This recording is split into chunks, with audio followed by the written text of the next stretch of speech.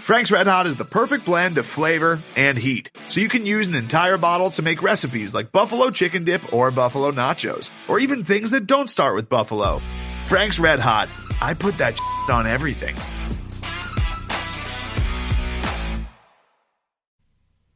Craig? It's all on you. It's all on me. Can't you see? It's all on you. It's all on me. You and me. Can't you? It's all on you. It's all on me. Hey, Craig.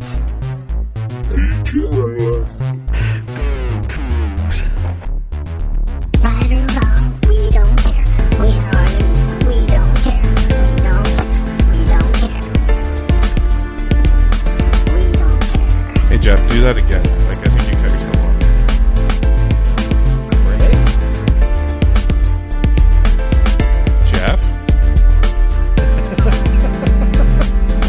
Craig? Jeff? Yeah, Jeff? Yeah, so this is a perfect start because this is pretty much how we started before we were recording.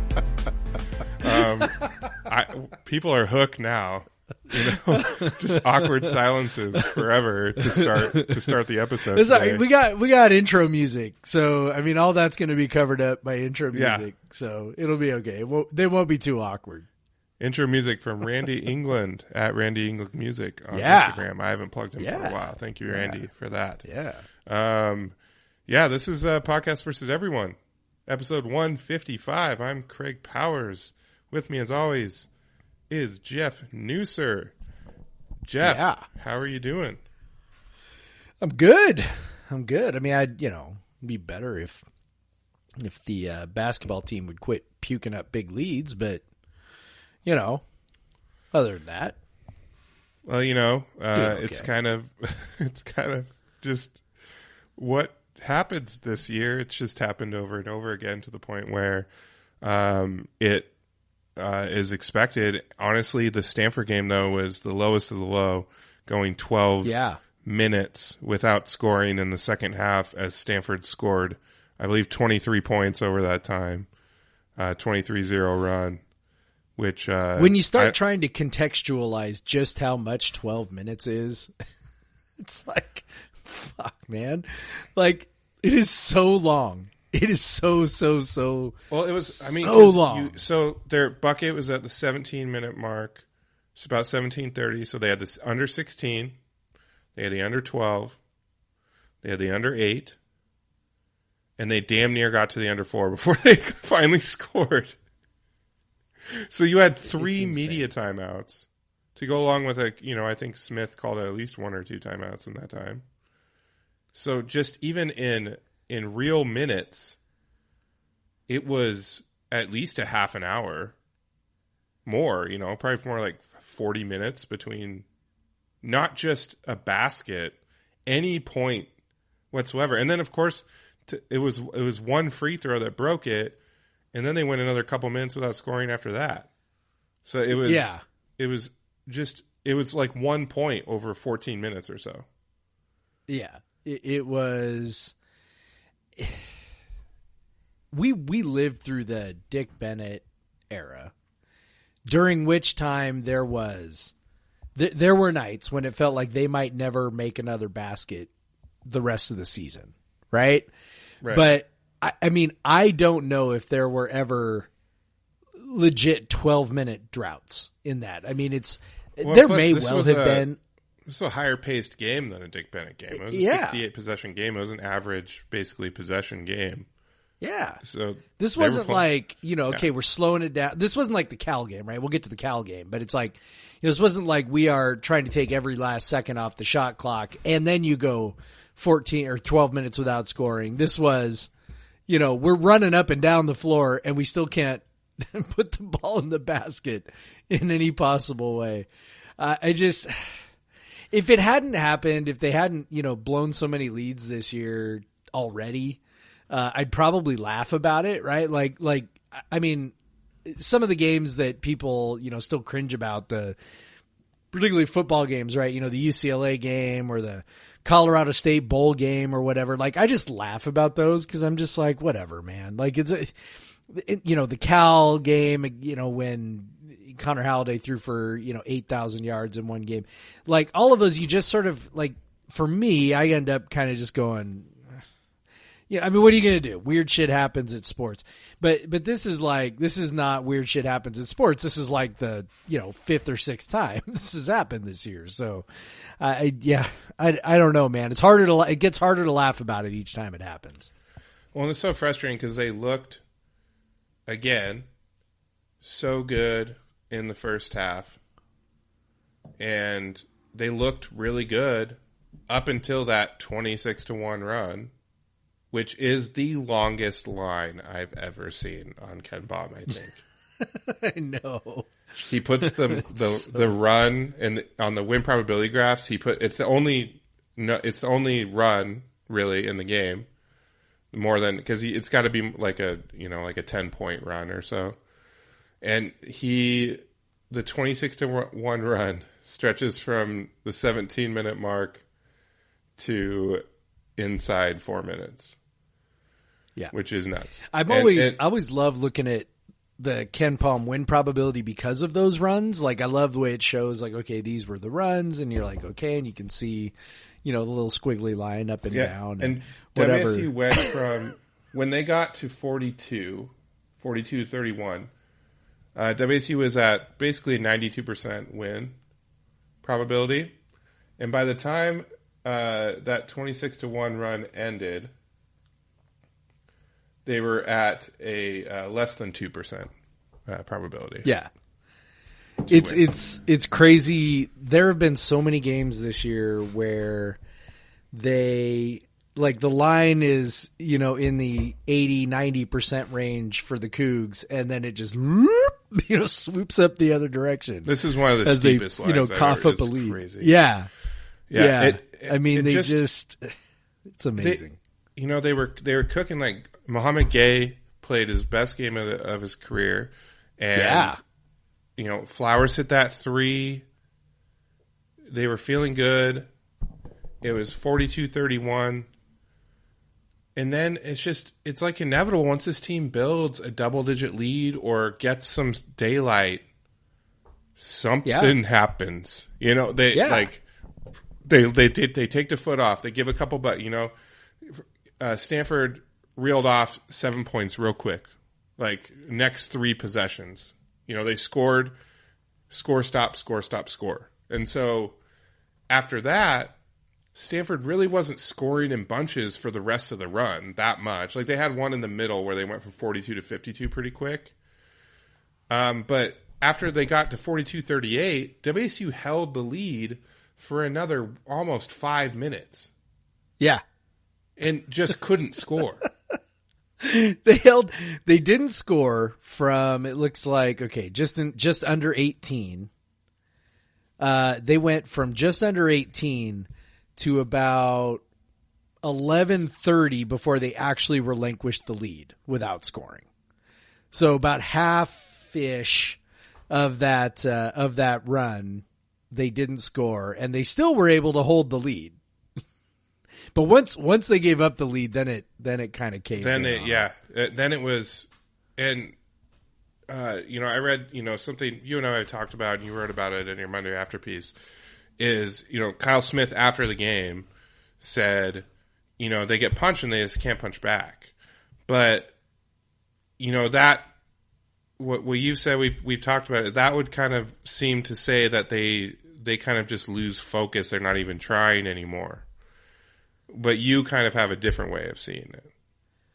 Yeah, I mean, it looked, when I think, okay, there are a lot of different ways you could say don't punch back. And there are a lot of different ways you can interpret that. So, you know, I don't want to pretend I know exactly what Kyle Smith meant when he said that. You know, I watched the video.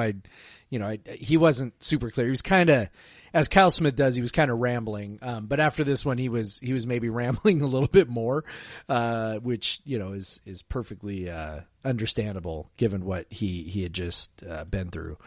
And when I think a team that doesn't punch back, I mean, I think a team that in basketball terms, maybe is passive. Guys start standing around, they start passing up shots, they just sort of look befuddled, right?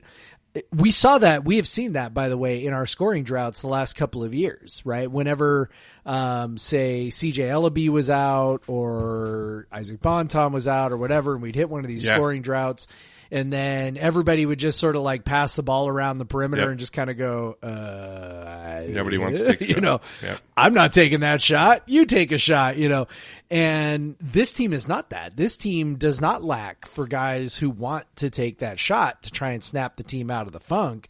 The problem is that when they are doing that, they're taking, terrible shots. They're pressing. They are not working within the flow of the offense. Every guy is sort of like, hey, I want to be the one to break us out of it. And I don't think it's like, that makes it sound, I think, more selfish than it actually is. I think they've got guys who want to make plays, and so they get just, slightly outside of their, I don't want to say their ability level, but they get slightly outside of what allows them to be successful.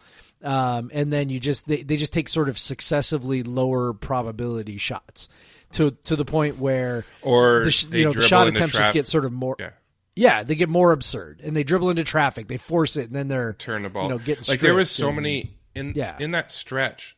There was such a crazy amount of just Stanford stripping the ball out of WSU's hands. Like just and this digging is a team down that doesn't and ripping it do out. that. We don't do that. They don't. Right? We don't turn it over, and Stanford doesn't force turnovers that much. Right. And that's But we were out of control. Yep. We just get progressively out of control. And, the results turn out about as you would imagine, which is, not well, lots of misses. And, it makes it even worse when you're missing bunnies, which there were a few of those too. I did count it up, by the way. They had 17 possessions in a row without scoring. That's there on the Ken Palm timeline. So that's good Lord. For context, I think, hold on, let me look. For context, I don't think I see a streak anywhere else in the game of fewer than 3 possessions or 4 possessions without scoring. So I see a few other spots where they went 3 possessions without scoring. That was it, though. This was 17 possessions in a row. So WSU turned it over 25% of the time, 25% possessions. That's the second highest that Stanford has forced, Valparaiso being the other one. They hadn't forced over 20% since that Valparaiso game on November 17th. They had just come out, they come back against Washington when they lose on Saturday. Washington only turns the ball over 12% of the time. USC before that only 15. Liberty before that 13. Wyoming 10. So it's just, and the turnovers were not an issue until that run, and it really wasn't.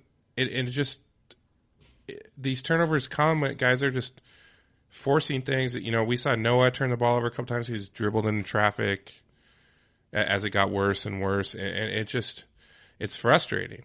And then, you turn the ball over, that puts your defense out of whack. It puts everything out of whack. It just ruins the flow of the game. Like you lose control of the game on both ends. And it's frustrating because, there was obviously that stretch when Stanford took the lead and kind of exploded for 10 points real quick. It was that was the difference in the game outside of obviously the 26-1, but that was the real part when they took control of the game. Right. And that's where the defense suffered. And, when you don't score at that point for 6 minutes, like the defense is running back, you're not getting, when you're scoring, you can jog back to play defense, right? Right. Like you don't have to sprint back to play defense. But if it's a missed shot, you got to sprint. Or if it's a turnover, you got to sprint even harder. And so they're getting through 6 minutes of defense with just no respite. Yep. And I know you and I had a little back and forth, but here's the thing: even with that stretch, this was Stanford's third worst offensive performance by points per possession of the season behind Texas. But when they played Baylor and Texas, who are both 2 top 10 defenses on KenPom by adjusted defense efficiency. And so it is just so like, and they really haven't been that much close. Like they were at 9.97 against UW, 0.91 against WSU. And it's just, it's so frustrating that you can hold a team to 0.91 possessions to one of their worst offensive performances of the year.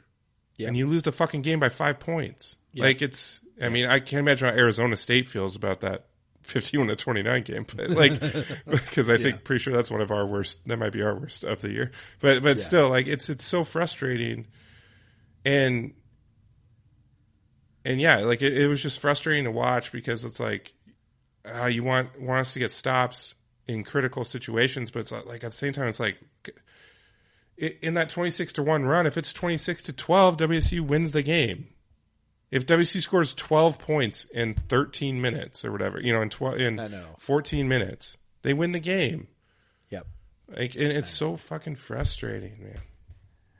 So our back and forth, so for the listeners, our back and forth on that was, so my frustration after the game was, I was mad about the offense, but I was frustrated with the offense, but I was kind of mad about the defense. I was like, God, they just, when it goes bad, they're not digging in on defense, and their defense just goes out the window, and that should be something they can rely on. And, you were like, but buddy, like the overall numbers were pretty good. Okay. So I've kind of rethought, what my thinking was on this. So maybe this will make a little more sense. I think that, in the moment of the game and in the immediate aftermath, like what I really was thinking about was that little basically 10-0 spurt over 2 minutes where, when it finally went all the way south. Took the lead and they ran away. All the way south, right? Like they took the lead and they ran away. And it was just like, fuck, man. Like, like how are you going to fall apart? And I remember when they took that 10-0, when they had that little 10-0 spurt in the midst of the 26-1 run or 12-0, whatever it was, it was like, it was just defensive breakdown after defensive breakdown after defensive breakdown, just like over, like bad switches, bad, ball screen, a lot of really open looks play. For Stanford. I'm pretty sure there was a turnover in there that resulted in a layup. Like it was just like it was just like they truly just fell completely apart.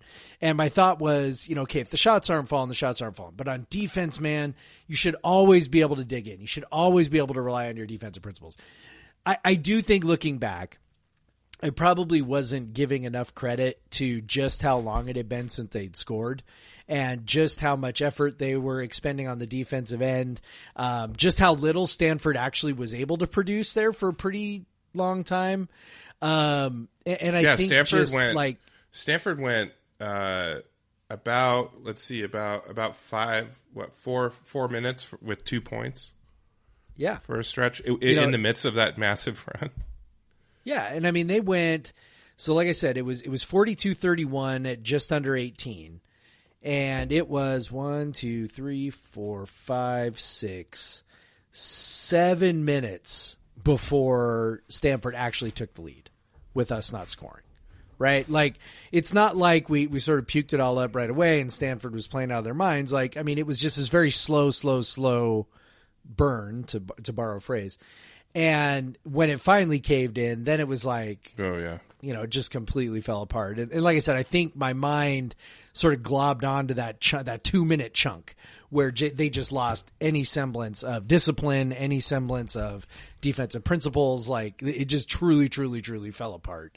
But yeah, you're right. I mean, overall the defense was good. And, I think there's something to be said for the way they fought back at the end. I mean, obviously it was too little too late, but they did continue to fight and claw. They never really gave up, even as they were missing all the shots. And I think that's the thing that, sort of frustrates me around some of the negative. They scored 11 points in the final 3 minutes. Yeah. If only we could have done that.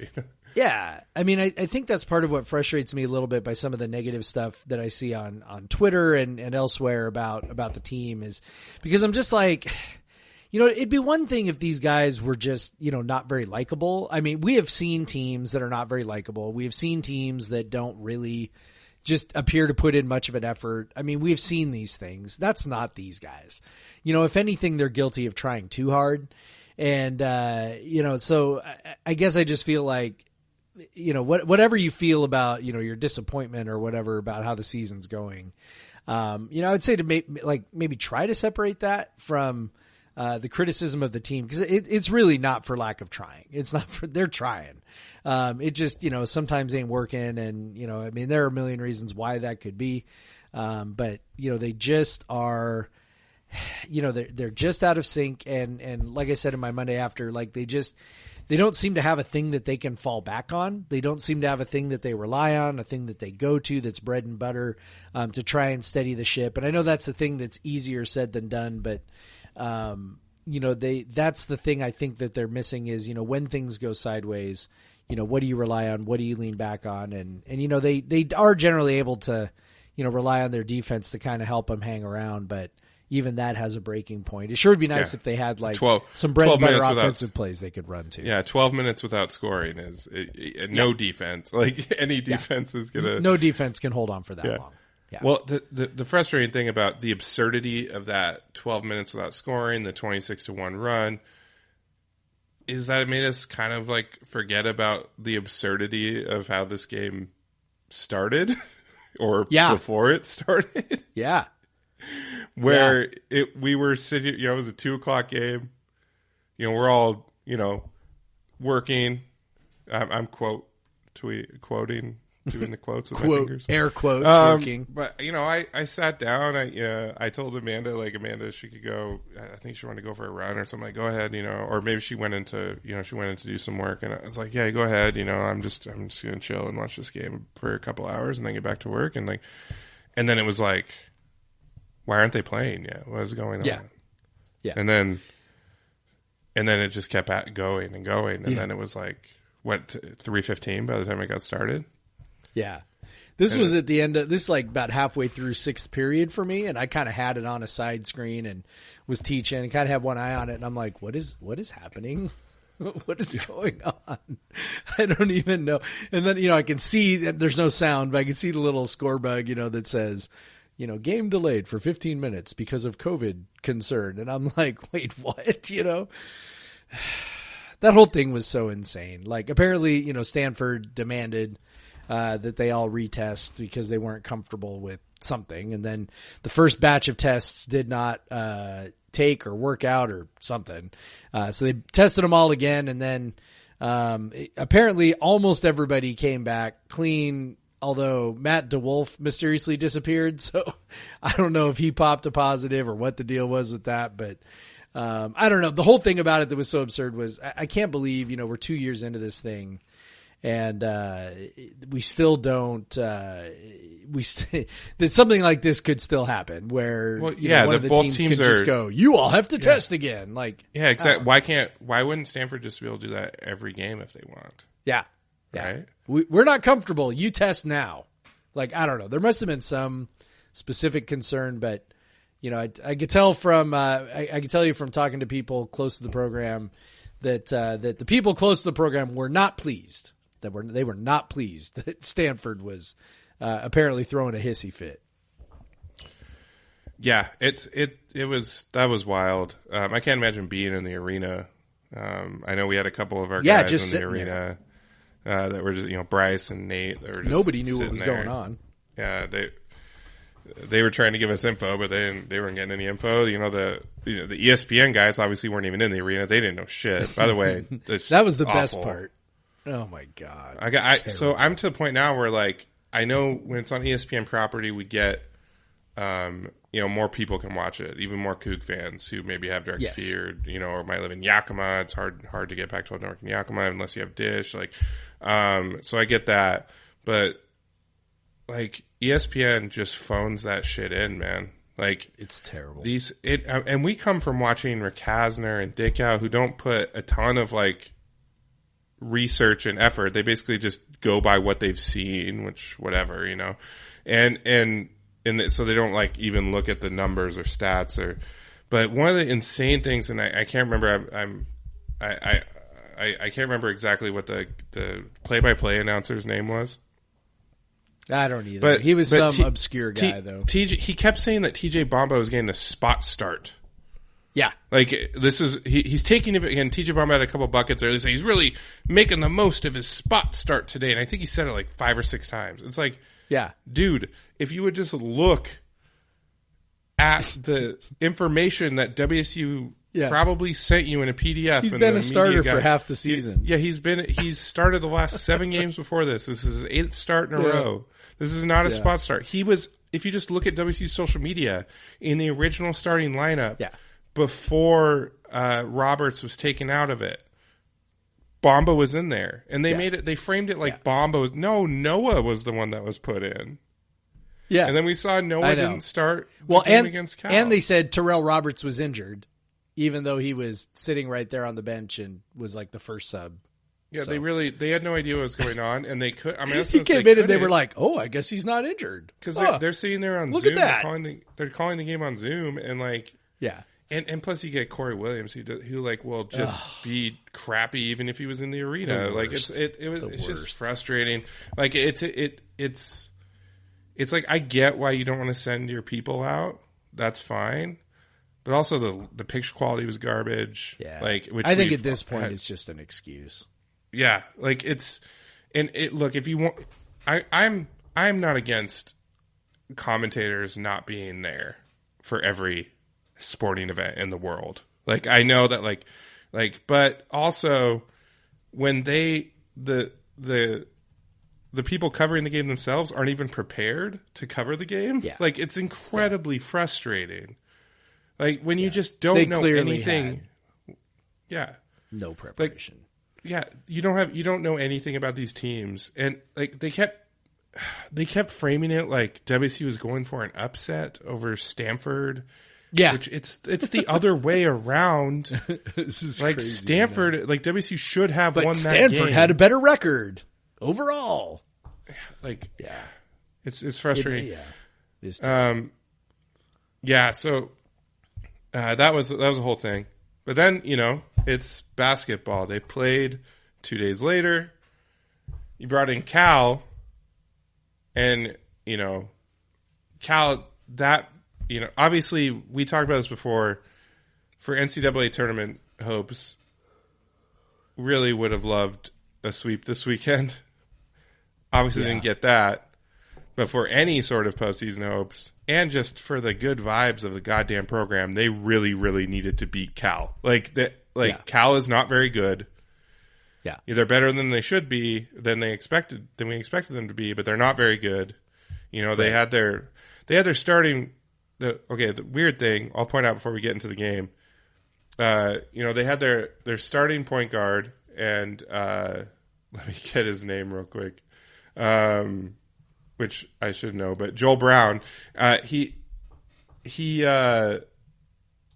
passed the COVID protocol that morning, and they flew him up to Pullman, and then played him for a minute and a half.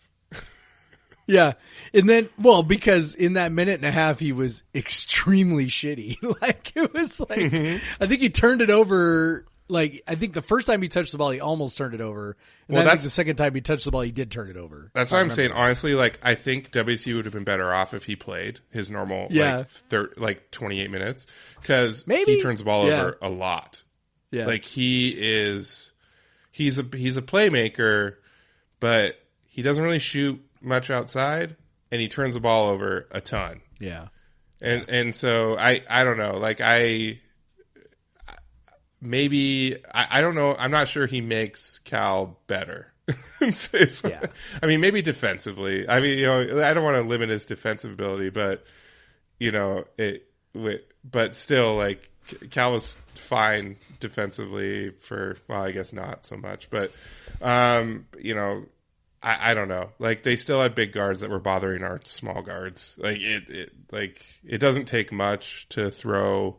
If you have guys that are over 6'2" against Roberts and Flowers, you see them struggle every time. And it was looking like that early against Cal. But of course, this turned out to be a pretty encouraging game. And, it was, they trailed at halftime. So maybe that's just like the secret sauce. Like, maybe that's it. Don't start out well. And then, but then of course WSU took the lead immediately on like the first possession of, and then it was back and forth for quite a bit, and they built that lead. What did it get to? 56-49 with about 5 minutes left, and you're like, well, they're not going to get to the 19-point lead, which has been the secret, the number that they needed every game. So are they going to hang on? And then Cal immediately scores 5 points in a row on the next two possessions, and suddenly it's 56-54, and you're like, oh shit. And then we didn't score, and then Cal has the ball, chance to tie.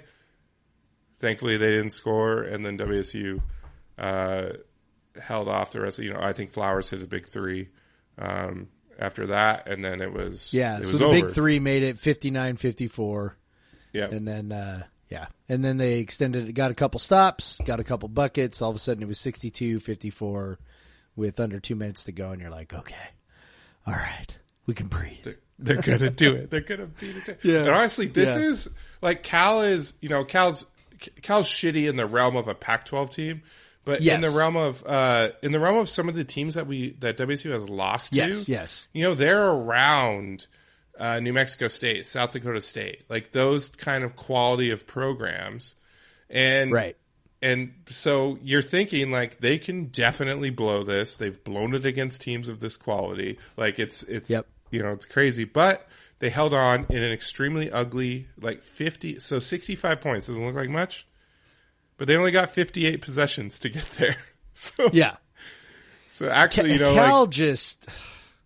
Mark Fox made a choice this year to make that team as ugly as humanly possible, and I guess it's kind of working for him. We'll see. We'll see what their Pac-12 record ends up being. That's what I'm saying. There's an element of is it artificially close because they're just artificially depressing possessions. Like I don't know, man. It's ugly as shit. They frustrate you. They don't really come at you in any sort of varied way. They just run a lot of clock and try to get you to mess up by being impatient, and sometimes WSU it works. Was super efficient on offense. Like they didn't even shoot that well. This was a classic shot volume win. Yeah, they control. They were the better on the glass on both ends, and they were they only turned the ball over 10% 6 times. So that ends up they had 56 shots against 53 for Cal, and then they had 21 free throws, which is 14 for Cal. So when you have that sort of shot volume, things are good, even when you're not shooting that well. Because so what are they about? They were 20 and 56, so the effective field percentage wasn't that good. No, that's not right. 35% is not right. I don't know. But yeah, it wasn't, I'm sorry, 22 of 56. So they're at 39% effective field goal percentage. Not good. Yeah. But they scored 1.12 points per possession. Yep. Because of free throws and offensive rebounds. And we talked about this last season a lot. It's the anti-Ernie game. Yeah. Like this is definitely a game that an Ernie team would have lost for sure. Yeah, because you missed because you didn't shoot well, and that's the end of it. Of course, you could say the Stanford game was a team that Ernie might have won. Yeah, you might be right. You might be right. Yeah. So it's honestly like you have to say it. This weekend, this team has had some shitty luck. COVID is one thing. Deshaun Jackson is not playing because he got poked in the fucking eye and he's out for a month. Yep. DJ Rodman, I'm pretty sure it's COVID protocol. You didn't have Rodman, you didn't have Jackson for this, and you didn't. I mean, it's a big deal when both Abogidi and Gay are in foul trouble. Right, and they're the only fucking guys. Only Gay and Abogidi and Kelly are in foul trouble because only bigs foul. But then, yeah, you don't have Matt DeWolf. Like Yakumovsky played the 5 for non-insignificant minutes in this game. Like he definitely did for the last 3 minutes of this first half. This is you have 2 of your bigs out, one because of COVID protocol and one because of a freak injury. This is a big deal to gut out this win. Yep. Yeah, it is. It is. And, I don't know how much I buy that it's, some sort of major turning point. I think I'm going to need to see. No, yeah. I think I'm going to need to see a few more of these before I think that they have, totally figured something out. But it's definitely a feather in their cap. Yeah, I mean, I'm sure there's some of that, but at the same time, I mean, you got to do it at some point. And as you mentioned, Cal's, certainly in the ballpark of teams we've lost to. So there's no reason to think that, somehow Cal was, a foregone conclusion from the start. And they did what they had to do to win the game, which I think is encouraging and great. And gives them, all sorts of good feelings heading into a weekend, heading to Eugene to play against. Oh, wait. Oh. Oops. Nope. Not doing that now. Yep. So, WSU COVID protocol. That Oregon game is canceled, who I think most of the people who listen to this podcast would already know this by the time they listen. So, it sucks. I'm sure that the team I was looking forward to that. Obviously, Oregon has gotten a couple. They swept the LAs in LA, and so they had some cred. Now it became a quadrant 1 win. They were in the top 75, and I felt like these Kyle Smith's teams have played pretty well against Dana Altman's teams, and I thought maybe they could pull it together. But nope, it's not happening. And I have a hard time believing they're going to play that game on Saturday too. Yep. I don't know, man. Like I sit there and I think back, we just got done, sort of talking about how ridiculous the Stanford thing was, but maybe that's the genesis of all this. I don't know. The timeline would seem to work out. It was 4 or 5 days ago, and that's usually about how long it takes to show up. So, I don't see some Stanford dudes. Yeah, I don't know, man. I'm just like, it's funny, not funny like haha, but just. Whatever. I mean, all you can do is laugh, I guess.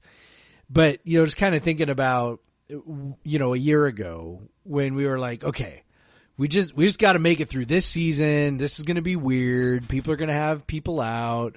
Talking to people close to the program, they were like, oh yeah, man, we just got to survive. Just got to somehow keep our guys healthy. And, this is going to be a season where it's just kind of like whoever has their guys available. Okay, great.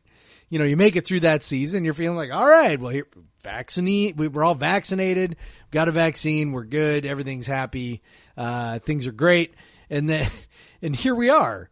Like that's what's crazy to me is like here we are, and to be honest, this is almost worse than last year. I mean, it's worse than last year for WSU at this point. Yeah. We definitely didn't have 2 separate postponements because of stuff going on inside our program. I mean, last year it was pretty much. Every program kind of had their one break, right? Like almost every program had it, hit their team once, and then everybody was fine, and they finished the season. Man, this year it's like we are dealing with stuff kind of popping here, popping there. You're dealing with players who it seems like have COVID the second time around now at this point. Honestly, it's a little discouraging. Well, yeah, we've seen this. The Omicron variant has been insanely contagious. It seems to be about the most like a common cold. Yeah, it's the most communicable one of, it seems, of any of the COVID variants that have come so far. And the only hope is that it seems like we're probably on the downslope of that. So If attendance maybe, in my classes is any indication, the answer is yes. yeah. If that's a it just reasonable seems proxy. like, it seems like everyone has had it at this point. Like my daughter got it from preschool. She brought it home, gave it to my fiance and my other daughter, but they've all had, generally mild symptoms. I was most worried about the little kids. Obviously, they're not vaccinated, but they have generally mild symptoms. And that's kind of associated with this variant. But it's, we went through the whole pandemic where, she was going to preschool quite a bit. Yep. All of 2021. Yep. They had we had a couple COVID pauses for a couple weeks, but she didn't catch it then. But this one, right. She was exposed very briefly and came home, with it. Yeah. So this is insanely, and we've talked about this, is the most people I've ever known at one point that have been, impacted by it. So it's yes.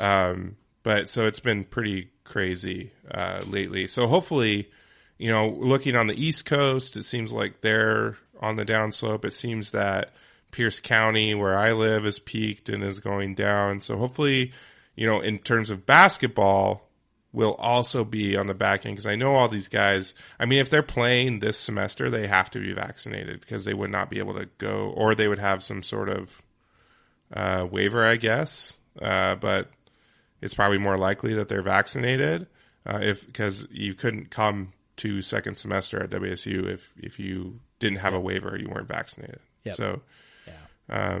It's bad luck, man. Yeah, it's bad luck. Bad luck. Exactly. I mean, it's look, I mean, there was a significant amount of time where I literally did not know anybody who had gotten COVID, even throughout the pandemic, like the heart of the pandemic, right? Like we're talking a year ago, where it's I didn't really know anybody. I hadn't had it. You hadn't had it. Our families hadn't had it. My friends hadn't had it. There were tons of people that had not had it. And I think, so much of that was, a lot of my friends were able to work from home. And so they, weren't exposed to it nearly as much. And, and they were probably a little more careful than some other people. But now it's man, it just doesn't seem to fucking matter. It's you're going to come in contact with it somewhere. You might catch it. Of course, being vaccinated is good. Keeps you from getting super sick, right? Keeps you from dying. Those are good things. Yeah, and that's the other side of this. We talk about, Amanda had mild, mild symptoms. She didn't have to go to the hospital or anything. And I honestly didn't realize, she didn't realize she had it. She just felt sick, and she didn't test positive, and then she did test positive, and whatever. It was confusing, but I haven't tested positive yet, and I live with 3 people that are positive, so that's some sort of a thing. I'm chalk that up to being boosted. That's that Pfizer Moderna combo, but also more somberly, hospitals are overwhelmed with this right now. Yeah, yes they are. And so the people that aren't vaccinated are getting sick. So I'm not trying to diminish it at all by saying, we've been fine. We haven't gotten things, but, I obviously Amanda has lots of, friends down in, still work at the hospital she used to work at down in Olympia that are, they're canceling, they're canceling all surgeries. They're, elective surgeries, and then they're, because they're using some of they have to prepare to use the OR rooms for extra ER space. They have a higher census of COVID patients than they've ever had. Good Sam and Puyallup brought in a portable morgue. So this shit is still happening. But thankfully, it seems that if you are vaccinated, you're avoid, and not saying, it still happens, people that do get vaccinated do have issues, but it's just a much lower probability. And so I'm glad that these kids most likely are vaccinated and probably also have had it a couple times now. So, cause you know, you live in Pullman. So, it's like a petri dish. But so hopefully they're able to get through. It is a little concerning. DJ's been out quite a long time. So I hope he's okay. We know, I hope he's doing all right. You know, you've seen from friends and stuff that this can be, you know, really, you know, it can impact the way you function for quite a long time because it's, you know, impacts your lungs. And so if you're if you're an athlete, shit, that's rough. Yep. Yeah. I hope everybody makes it out unscathed. You know, I don't know what else you can really do at this point except just hope for that. I mean, Oregon State maybe is on the table. I guess it just kind of depends on, you know, why they are short guys.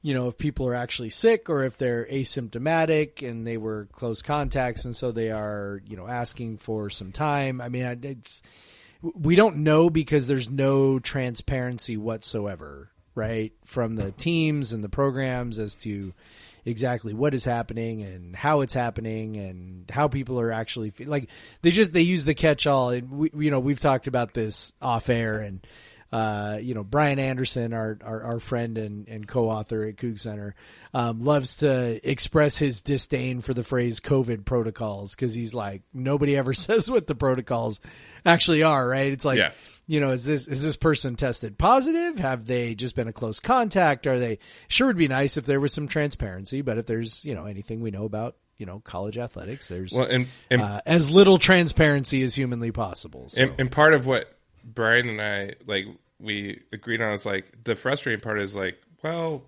this is athletes in general are a population that are getting tested more than anyone. Yeah. And it would be nice if we could get some, there's enough of them that we could get some legitimate data out of this.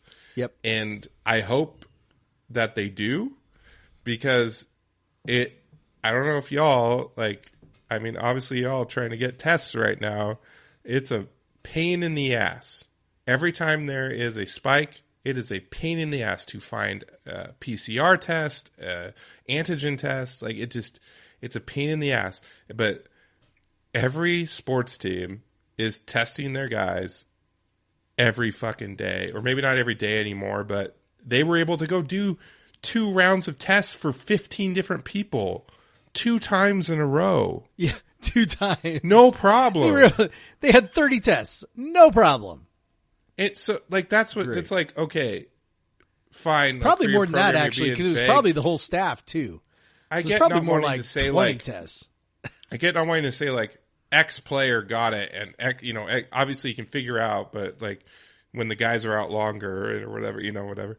But still, like, I hope they're contributing some data for the rest of us so we can, you know, like understand a little bit more about this disease because they're the ones that are being tested all the time. They're kind of like a great experimental group, like to check out, you know, like it's wild. But so think. Hopefully there's more coming out of it than what they tell us. That'd be great. Yeah. Yeah. I don't know, man. Well, hopefully they can play against the Beavers. That's a beat team the shit out of them, if please. they play, they should beat easily. Yeah.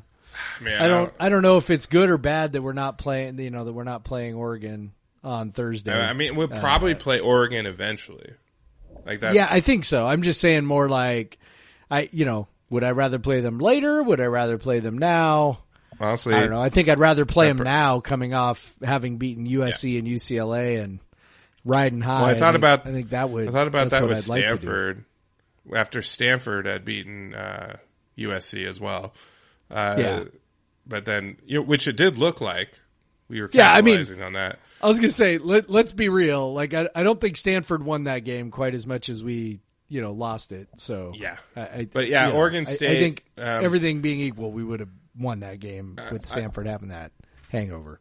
I don't want to do too intensive of a preview of Oregon State because I don't feel like they're going to play. But I will say Jared Lucas has been taking a lot more shots than he did early in the season, and it's been pretty good for them. Like, he's actually being more assertive. It's better that Warith Alatishe, they were just having him be like a playmaker or something. Like, he was taking, he's dialed it back, so they're a little more balanced than they were.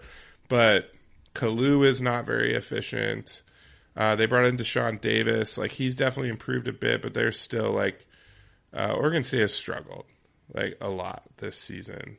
Probably their best performance is a 2-point loss to Oregon. They did beat Utah by 12, which is what makes you a little bit stressed out about heading into Corvallis. You know, they're shitty, but they're not so. They still have some talent and some size to where we can't just bully them around. So it's, you know, well, and there's some part of you that's like, that tournament team is still in there somewhere, right? Like, I think. I mean, there's, you know, they got Lucas, Tisha, Kalu, Andela, Silva. All those guys were big on that team, man. I mean, Ethan Thompson wasn't that good. I mean, he's good, but like, it wasn't like, you know. I guess Andela. Like they lost Klay Thompson or something. I don't know. Yeah. It's a game we should win if we get to play. It's a game, feel free to be really pissed off if they play that game and lose. So, yeah. I mean, but with all that said, Kent Palm has Oregon State has 140 and WSU has 53.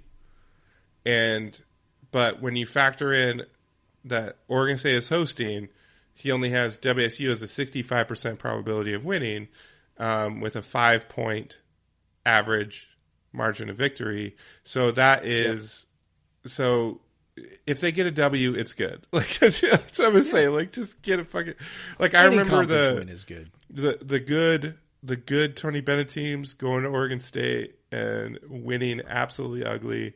Just any win on the road is a good win. So please just go do that. I was hoping to catch Oregon, but also, you know, maybe if WSU was to play that game, probably would have been pretty shorthanded. Probably would rather play Oregon with DJ Rodman and Deshaun Jackson. That's probably, you know, if you're talking about the personnel, like, probably would rather have those guys available versus not. So I don't know. It's hard to say. Trying to get him on the letdown would have been nice too. And, you know, I don't think, so I think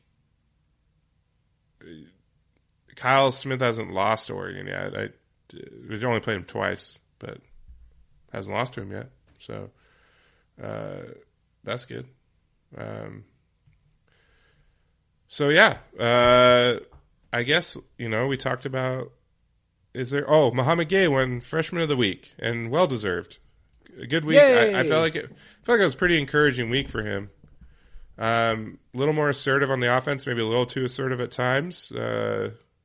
Taking that 3, like against Stanford when it looked like WSU was in control, he got an offensive rebound and just turned and hoisted a 3. Which, okay, fine, man. But we've talked about you and I have talked about it, but he's got a pretty inconsistent stroke. His release is very inconsistent. If he can because the stroke itself looks fine, it's just he is not, like, he doesn't let it come off his fingers as much as he should, right? So it's just not consistent. Like, that's not a shocker. I mean, he's a guy who's still fairly new to the game. I think more than anything, I'm impressed that the shot even looks as natural as it does. Yeah. To be honest, like, not to pick on FA, we talk about FA from time to time, but, you know, FA's jump shot does not look very natural. It might go in from time to time, and that's good. And I'm excited about that and whatever. Like, but, you know, you can sort of see, it's just not a real natural stroke, right? You know, Gay's stroke looks like the sort of thing that's, you know, hey, that's kind of a nice little building block. He's got nice mechanics, and you know, the wrist kind of makes a natural motion.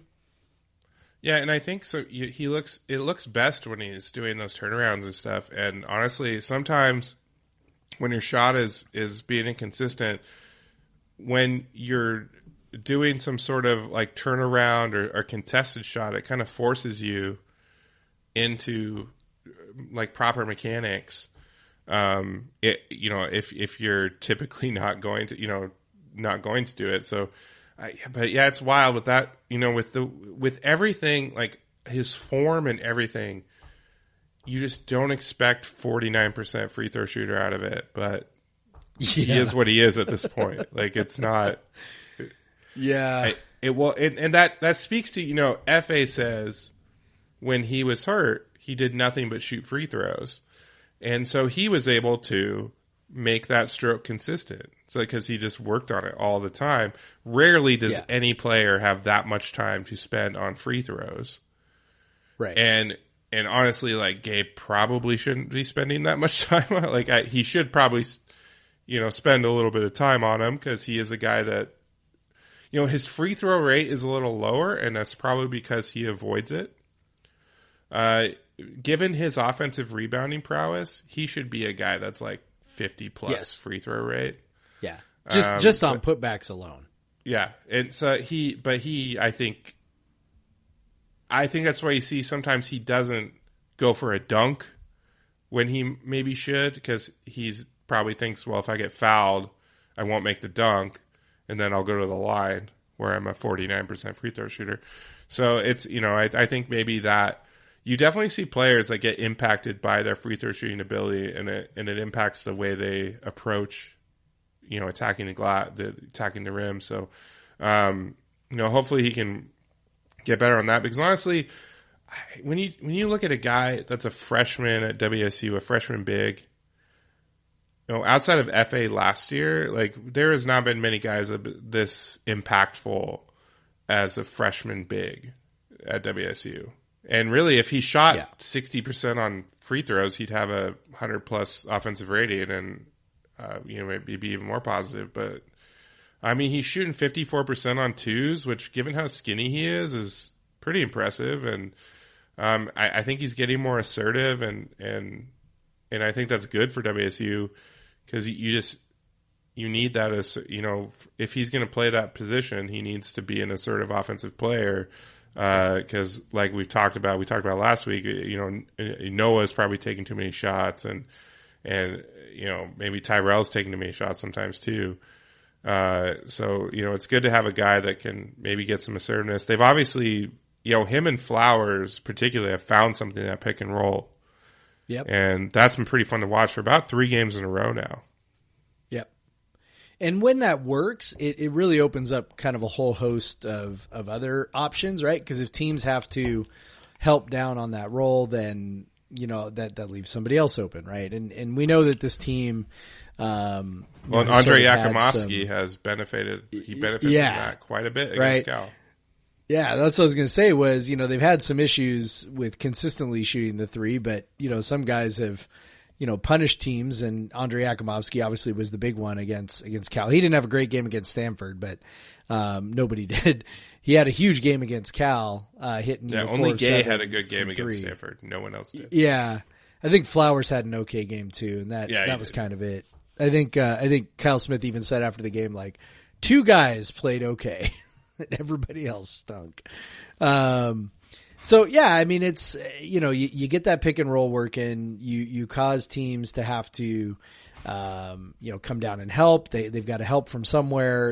And, once you start helping, then all of a sudden, you start getting some open threes, some kick out threes. And those are kind of the most effective, deadly threes. And, all of a sudden you can start to see how the offense, kind of, begins to flow together. I mean, for all of the, talk we had against Stanford of the collapse, I think that overlooks that the offense was really fluid and really good in the first half. Like, they didn't score a ton of points. It's not like they were on pace to score, 85 points or something, but but it was really fluid. They even missed some wide open looks, but generate, I tend to focus more on process than anything else. Right. And, when you look at it, they were generating really good looks, even if, they weren't all going in. So, I think this team, I keep talking myself into ways that, they're about ready to go on a run, man. They're about ready to go on a run.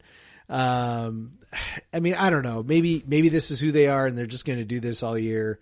But it just seems like they are just so close, really, just so close to figuring it out. And if they can, just figure out a way to win, to hold on when things start going south a little bit, something to hang their hat on. Yep. Maybe they can, really string together a whole bunch of wins here. It's a really, as we've mentioned, it's a tough uphill battle to win, to get an at-large berth to the NCAA tournament. Maybe that was, too high of a target all along. I don't know. I mean, that's maybe a conversation for another day, but, just, wondering if maybe our expectations were too high. I mean, I tend to think expectations are good and not bad. So, I'm not going to, I think, apologize for that. But at the same time, it's, maybe we were expecting a little bit too much. And I also think that, maybe there's some context to all this as well. Like, when I say things like, okay, well, they don't really seem like they have anything they can hang their hat on. They don't really seem like they, when things start going south, they're able to really buckle down and execute. Well, that's kind of tough to do when the first team almost never gets to practice together consistently, which is what we've been dealing with, all year long. We know that FA is, missing about every other practice to maintain the knee soreness that he's got going on. We know that guys have been in and out for injuries. Obviously Deshaun Jackson's been in and out. He had the hurt hand, and then, he's been poked in the eye or whatever. We just know that guys have been in and out. We know we had COVID at one point. There was a point there, they talked on the broadcast making a big point about how, Noah Williams played against Utah and had only practiced whatever it was once or twice in the last, 2 weeks. I mean, I just think that kind of stuff is everywhere with this team. And, I think there's just a chance that maybe this is just, one of those years where it's just the luck is real shitty. And that does happen. It happens. And I think there's a pretty okay chance that, maybe that's what's going on here, because, everything they would need to be able to feel like things are going right, is just not happening, and they're not able to practice fully. They're not able to, do the things they need to do to really get on the same page. They're still really young. They're certainly not the youngest team out there, but they're still really young, and they're integrating, 2 new guards, and those guards not being able to, practice with the bigs all the time is just, I don't know, man. I don't know how you feel about that, but it seems like circumstances just kind of are, suboptimal kind of everywhere with these guys. Yeah. And I think there's context in, like, the defense is basically as good as it was last year. Yeah. And the offense is a lot better than it was last year. This team is better. This team is definitely better. Like, it's better than it was last year. They lost their top player, and they're better again. Like, for every single year under Kyle Smith, like, they've lost their top player and then they get better. So we had our expectations. Honestly, every team except Arizona in the conference is performing below expectations right now. Maybe even USC now, but it's happening everywhere. And that's why there's maybe only, Pac-12 may have only like 3 teams in the tournament. It's like every team, this was supposed to be like a golden year, and every team except Arizona is worse than they thought they were going to be. So, so we're not alone. It's frustrating because we were so excited about this season and the potential, and both of us were very confident that they were going to make a tournament run, and they still can. But yeah, it's going to be tough. They need to run off a lot of wins, and there aren't, like we've talked about, especially you take Oregon off the table. I mean, they're probably going to get back on there, but still, that was a win that was going to be, good for the resume or whatever. But it sucks. But at the same time, next year, they'll probably, obviously transfers can happen, but when we're talking about from the starters, the most common starters of the top, you're talking the top. Maybe if you talk about the top top 8 guys, 7 or 8 guys in minutes, like they're gonna lose Flowers, and that's it. Yeah. So in theory, that's it. I mean, if obviously guys can transfer, but you would think of the guys that are getting 40 to 60% of the minutes aren't going to transfer. But it's that who knows what happens there. But theoretically they could have 7 of the top 8 rotation guys back next year, and I mean most teams that do that get better. So I don't think it's time to be like panic about the program. The program is in a way better place. We're just had lost a lot of really frustrating fucking games this year. And if they played if they played the non-conference schedule that they've traditionally played recently, they would be probably let's see. They would look like Stanford. They'd be 13-4 right now. Yeah, they'd be 13-4 probably if you take out Boise State, New Mexico State, South Dakota State, and replace them with a bunch of SWAC and Big Sky teams. Yeah, probably 13-4 right now. I mean, let's say they beat South Dakota State and New Mexico State by 1 each, right? Yeah. And so now all of a sudden you are 12-5 instead of 10-7. In Ken Palm, you're probably still like 50-ish, right? Yeah. Like we're 53 right now. We're probably still 50-ish.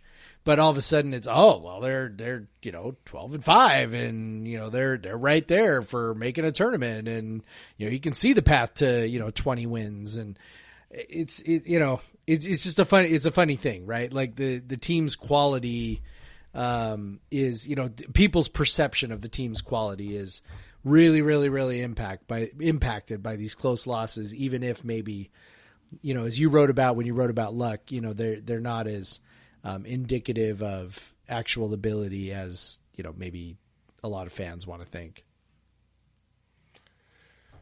Yeah. And, you called out that 05-06 Dick Bennett team the year before Tony took over, lost a ton of close games. And boy, that team was fun.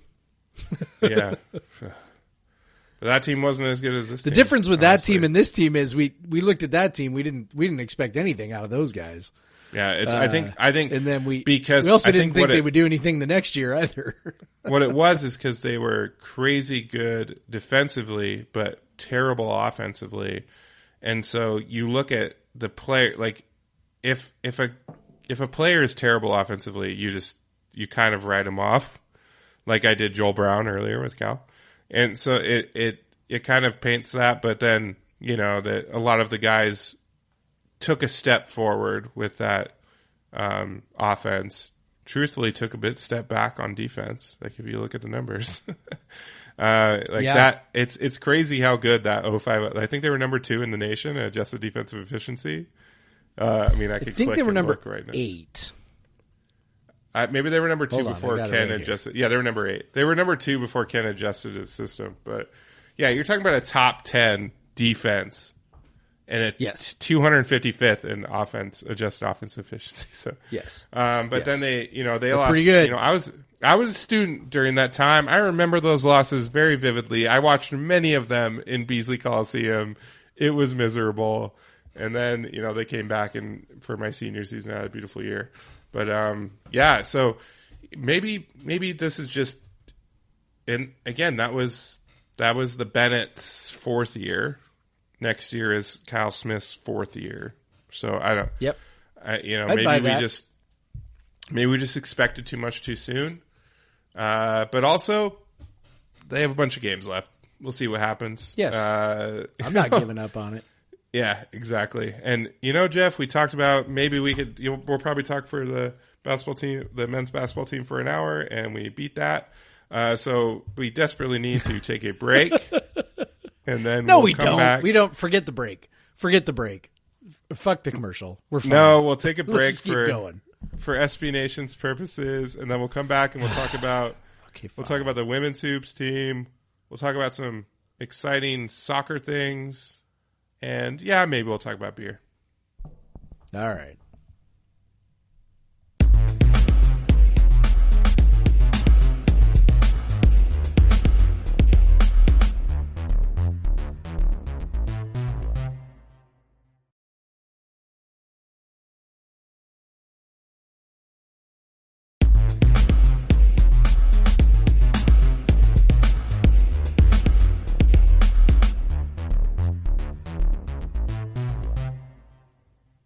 And we're back. All right, so, Jeff, what are you drinking? Well, last week I had an E9 beer, and let's have another E9 beer. This is the Strange World barrel-aged farmhouse ale. The notes on it say so this is what's funny. I love reading the notes, right? Because I'm like, okay, because sometimes I have a hard time putting words to what I'm tasting. Like, I'm not so great at sort of describing exactly what I'm tasting. So sometimes I like looking at the notes. I'm like, yeah, okay, that jives with what I'm tasting here. Here are the notes for Strange World Barrel Aged Farmhouse Ale. Notes: Barrel Aged Farmhouse Ale Blend. Thanks, E9. So I'll help you out, Jeff. On their batch number 1, though. I know their that. Instagram, I saw you tweet this, and usually, if you're drinking a beer, I know exactly what it is. Even if I haven't had it, I know about it. But this is a very new one. They released this one 2 weeks ago. Yeah, it's so new. It's not even 10 days on ago. Untappd right now. Yeah, it's not on tap. You get to make it, dude. So if you want some help, in the context, go to their Instagram. Instagram post on January 7th. That's where I found it. So if you want the notes, Jeff, mixed culture farmhouse ale blend that's aged for 2 years in a barrel. Amazing stone fruit aromatics with an almost goose-like character. Yeah, definitely. Jeff, I taste that. Have you had many gooses? I've probably shared some with you. With you? Yeah. We've had a fair number when I've been over. Some Driefontaines. Obviously, I had my Driefontaine this week. On the anniversary of Tyler Linsky's death. So this sounds amazing. So you tell me what you think of it. It is absolutely delicious. I have not had, so we were talking last week about how, I've kind of gotten away from, drinking these beers, these styles of beers, the wild ales and the farmhouse ales and too much. And so, of course, being out at E9, I was like, I'm going to get a few of these. And, this one, again, another style I haven't had in a long time, and, incredibly delicious. I've just been kind of sitting here sipping on it here for the last hour. And, as time's gone on, it's warmed up a little bit. You get a little bit. So, at first it's got, kind of that very, carbonated, very bright, flavor to it, and as it's warmed up a little bit, it's gotten a little more complex. You can taste the fruit a little bit more. And, it's wonderful. I love it. You should get one or two. Yeah, I'm definitely going to. I love E9. I got it at the tap room, by the way. Obviously talked about, we've talked about E9 quite a bit on this podcast, how much I like them, whatever. But I've talked about how their Wild Ale program is amazing.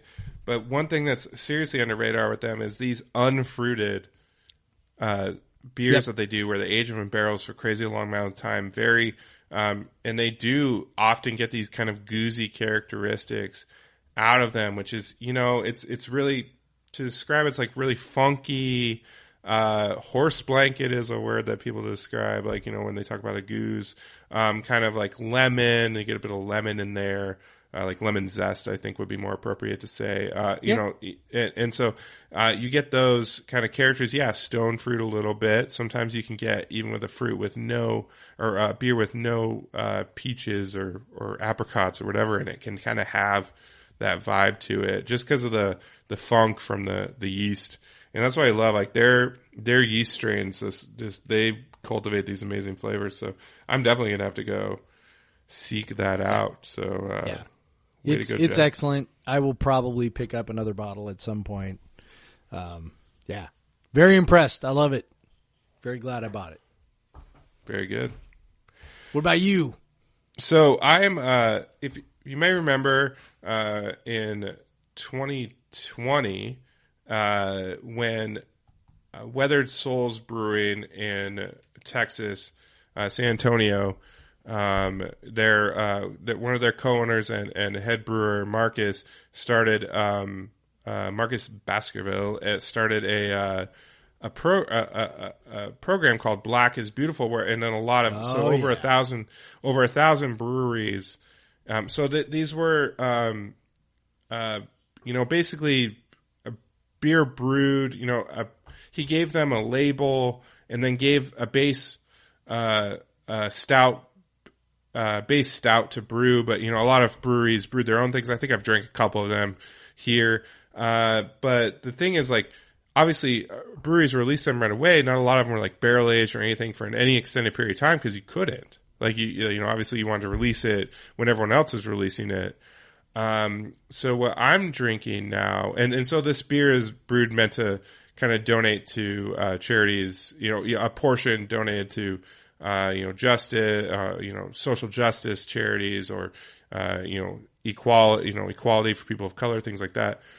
So Future Primitive, who the one beer that I've had the most from them is their Pilsner, which a few years ago they decided to call Nazi punks fuck off, and it literally says that on. Sometimes you'll get a label that says NPFO, but if you're lucky, you get the big label with the big white words that say Nazi punks fuck off, which is a tasty beer. But so this one. So they brewed their base Black is Beautiful stout and released it back then, whenever it was. I don't remember, like the spring of 2020 around. But then they took half of it and they laid it down in some Willet whiskey barrels. And so on the can it says age 12 months. There's an Instagram post that says age 18 months in the barrels. There's an Instagram post that says age 16. I would believe like the 16 or 18, given the time frame when they released it, which was in December last month.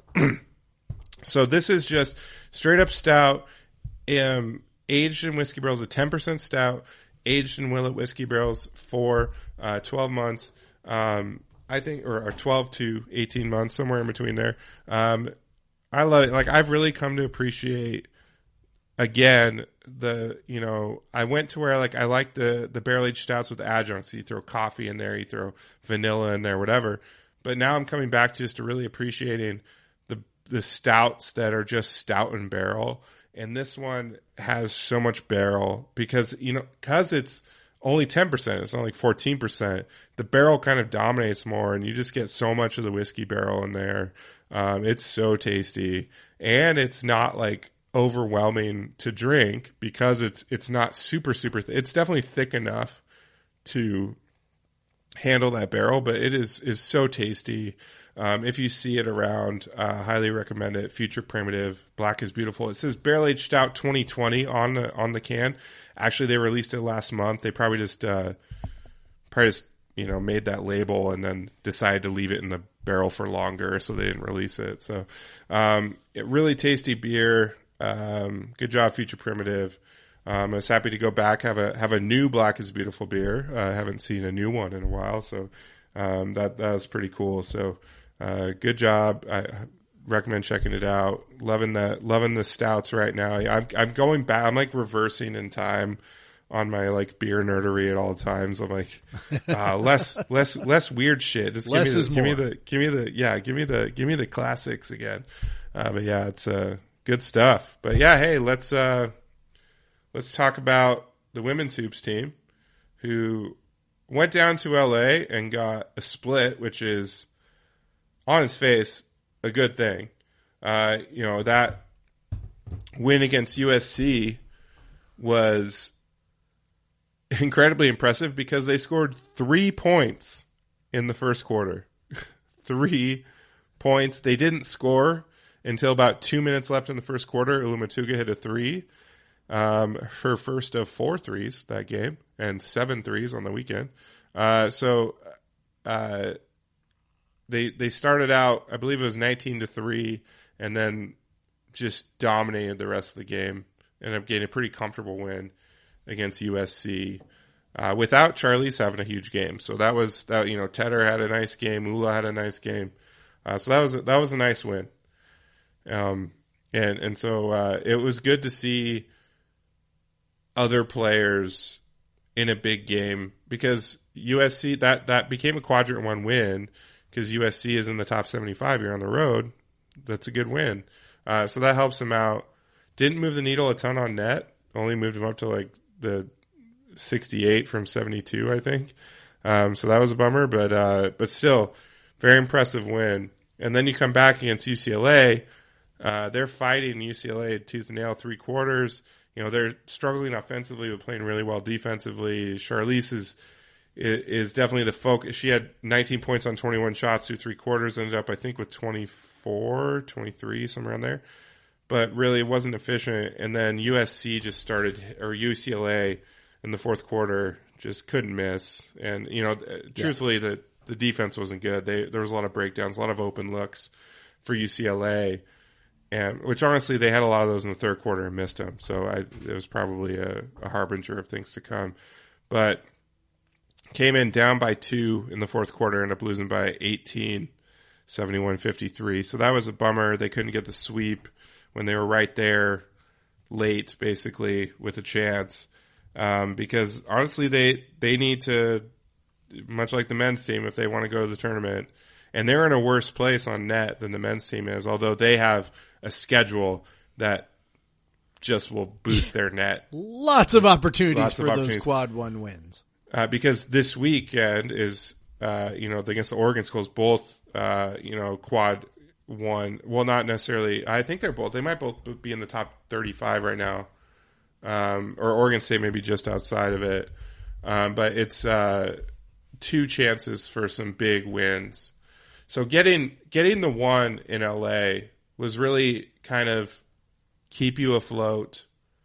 And plus, they rarely win. They rarely win. They've never won at Poly. They rarely win at USC. So just, winning a game in LA for honestly either of the basketball teams is a pretty big deal. So they were good. Like majorly snake bit against USC last year too. Yeah, like that. They should have beaten them twice. Yeah, they should have, and then they didn't. So to not only beat USC, but in the fashion they did coming back. I think we always kind of talk about with men's basketball, like any win and on the mountain trip is good. I think that's kind of what how we feel about this it would have been great to beat UCLA, but I think a split is an objectively good result, even if we would have liked to have been a little greedy. So this week Oregon is 12th in net, so that's a pretty solid opportunity for a quad 1 win. Even at home, and then Oregon State's 55, so that's a potentially winnable game at home. Which Oregon State went on a run. Like WSU beat Oregon State last year, and then Oregon State went on a big run down the stretch and ended up being a really nice win for them. A nice win on the road for them. So being able to get Oregon's going to be tough on Sunday. But getting Oregon State, and if they can steal one against Oregon on Sunday, that's one of the quality wins that they had last year that could potentially boost them to a bid. So this is a big weekend for them. If they get a sweep, they can find a sweep this weekend, and then potentially like sweep UW the next weekend. That this could be a nice start into building a resume. Yep, for sure. But yeah, I'm waiting for Charlize to have one of those games that she had last year. She just hasn't shot that well. I'm hoping she can kind of bust out at some point. Oregon would be a great time to do that. Have one of those games where she drops like close to or around 30 and shoots 50+%, whatever. She just hasn't had a game like that yet this year, where she doesn't she's efficient while also taking a lot of shots. So. It's time, Charlize. It's time. I agree. But so I guess we want to wrap it up here with some soccer stuff, soccer news. One, for WSU, Coug legend Makia Manis is coming back to terrorize Pac-12 forwards. So that is excellent. It's like there's that is incredible news. And plus, Because she is such a stalwart on the defense. With getting Studer back, I think Studer's coming back too. So I believe so. Yeah. That back line is going to be solid as hell again. That great defense that they had this year, they're going to have it again. Yeah, so most everyone is back, man. They obviously lost Elise Bennett, and that that's a big blow. But they got a lot of people back again. Yeah, where you get excited, man. Detrezio's awesome. She'll probably step in for Elise Bennett. Frimpong Ellerson is a nice little attacking beat. Like, we've got pieces everywhere again, and there's really no reason to think why they wouldn't still be really, really, really good. Who's the always took the penalties? She got drafted. Yes, I am also drawing a blank. Sydney Pulver. Yeah.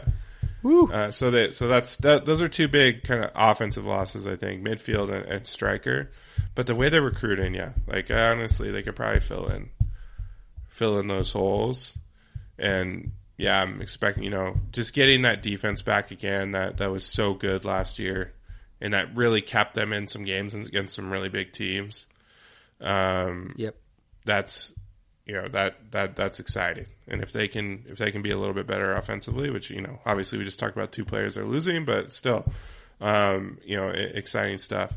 And then talking about, players who were in the program, Morgan Weaver, and Trinity Rodman both got, invited to the, senior, national women's team camp. So that's exciting. Yeah, to have two former Cougs in the national team camp, and it's definitely time for the U.S. women's national team to start, turning that roster over toward a little bit younger roster. Really exciting to see those two get a good shot. I think at this point, anybody who pays attention to women's soccer at all, Trinity Rodman is a star already.